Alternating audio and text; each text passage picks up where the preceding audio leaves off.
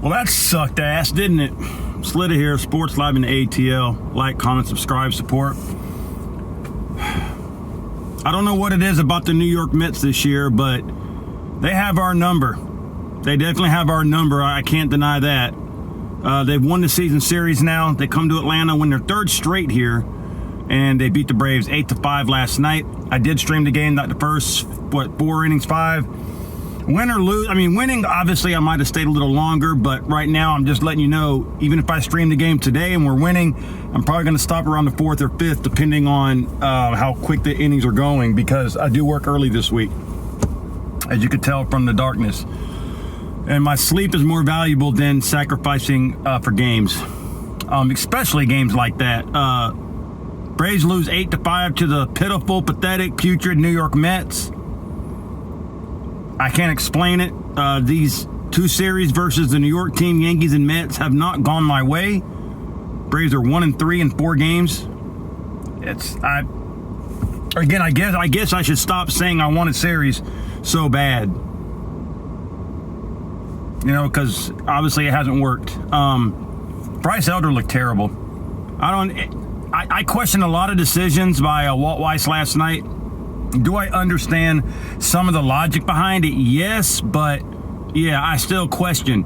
Any pitcher that gives up 5 runs and 6 hits in the first inning should be gone, should not come out in the second. Especially when you got a team that you know is capable offensively of coming back.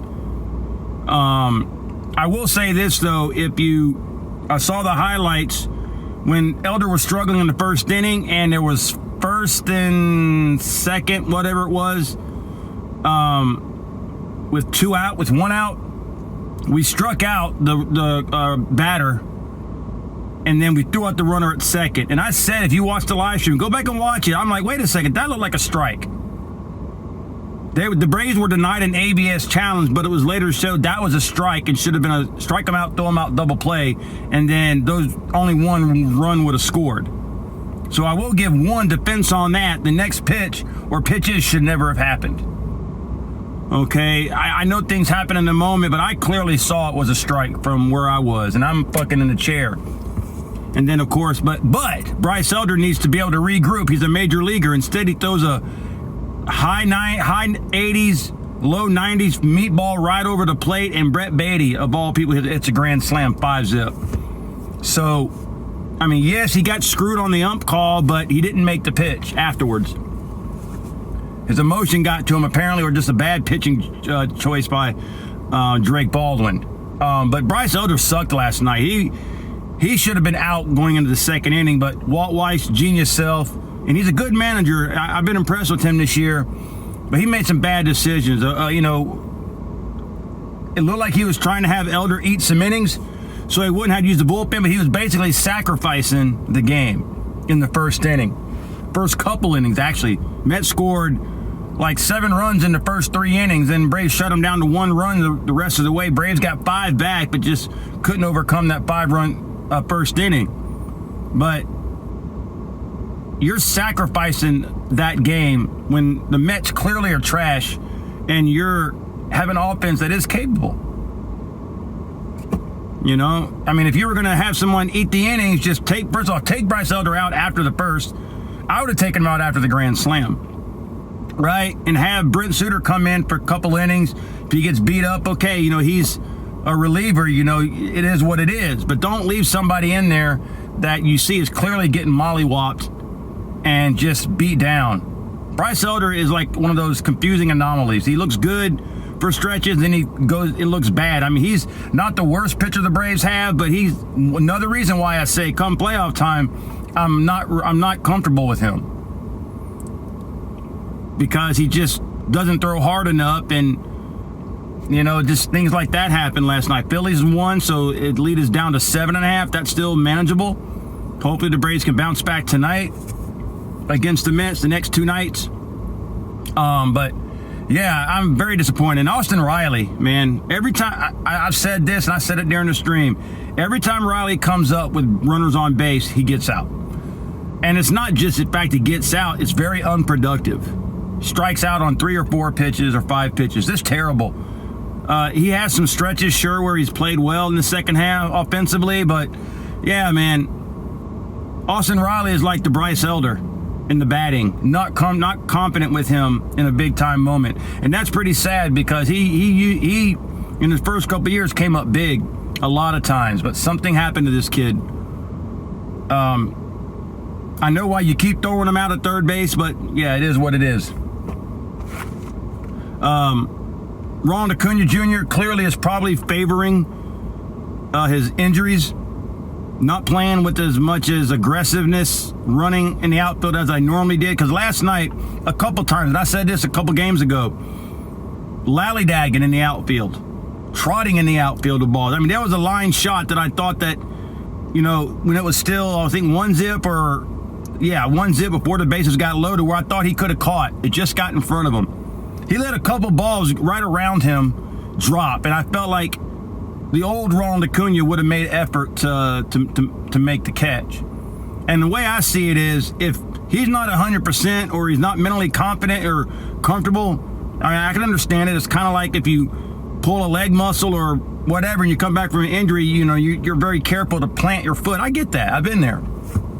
But if he's not comfortable in the outfield, we got guys who are pretty good outfielders. You know, we got Lane Thomas, we got Mike Yastrzemski. Put them out there and put Ronald as a DH. I know you want to keep Baldwin and Murphy in there because of their offense, but I'm not sold on Sean Murphy. The dude hasn't played much. He's missed over 200-something games in 3 years. Thank you, my brother John, for giving me that stat. He's had one 100-game season to where he played, and that was like 104. The man is always hurt. So I would rather play Murphy once every couple days and have Ronald DH and put somebody in the outfield who's going to be able to chase down these balls, because, you know, you may not see it that way, but his jogging in the outfield is costing the Braves some runs. If you look at the game, it's costing us some runs because players on the opposing team are getting in scoring position.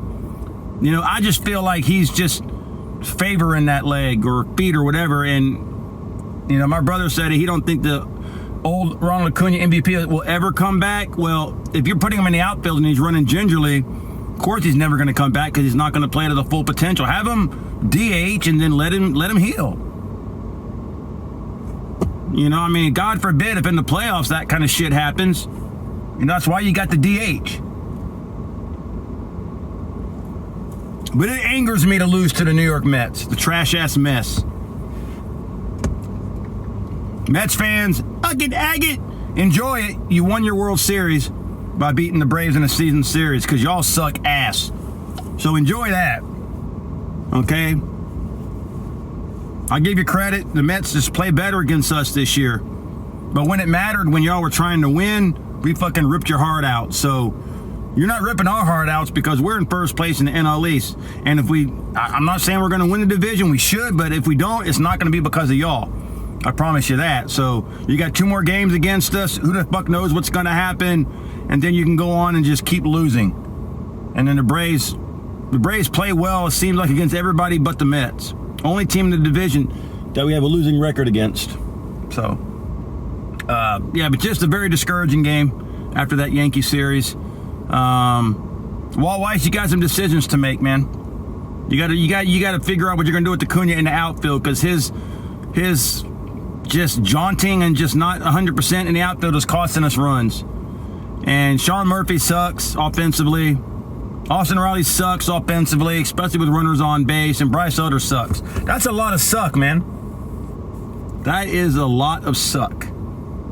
So we'll try again today. 50-50 chance I'll stream it. I get out in the mid-afternoon, going to go to the gym, and then we'll see and whatnot. But like I said, with this work schedule, winning or losing, I probably will not stream the whole games and everything. So yeah, I will be streaming the Falcons-Broncos game on Friday night.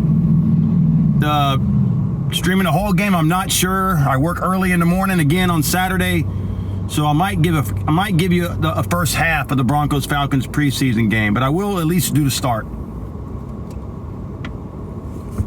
All right. So anyway, thanks for the support of my new channel, folks. Again, I got to stress, if you're in my game streams and you're not talking, the content that I'm talking about, I have how can I say it? I have no leniency anymore with what I had to do with my old channel that I busted my ass with for many years and had to take that down to start over because people flagged my New York Mets videos. I have no tolerance for stupidity anymore. I will remove you from the chat immediately. I don't care how trivial or simple you think the comment is. If it's not sticking on the topic that I'm streaming, or at least sports. I mean, you got to at least keep it sports. If you don't keep it sports and it's a negative comment, adios. All right, pew pew. You know what I'm saying? Like Solo says. All right, there's no second chances anymore after what I had to go through. All right. Anyway, Slita here, Sports Live in the ATL. Braves lose to the sorry ass Mets again. We'll try it again tonight, and I'll see you in the next one.